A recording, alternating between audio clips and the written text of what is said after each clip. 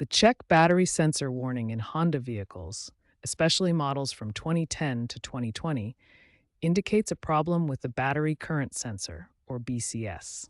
This sensor, located on the negative battery cable, monitors the battery's amperage and reports to the battery control module, or BCM. A faulty BCS, weak battery, corrosion, or software glitches can trigger this warning.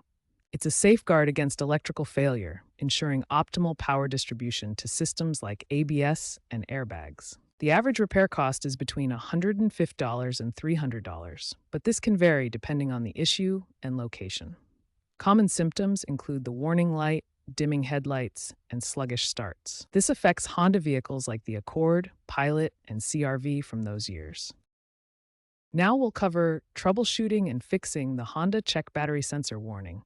First, test your battery with a multimeter. It should read 12.6 volts or higher at rest and between 13.8 to 14.4 volts when the engine is running. Inspect the battery current sensor for corrosion and clean it if necessary. This sensor is located on the negative battery terminal.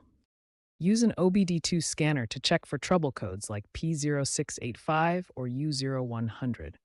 Reset the codes and note if they come back, which could indicate a persistent issue. If problems persist, replace the battery current sensor or battery. For prevention, perform regular battery maintenance and use Honda-approved parts. HondaLink can now send proactive alerts for BCS failures on some models. If DIY troubleshooting fails, consult a professional mechanic for proper diagnosis and repair.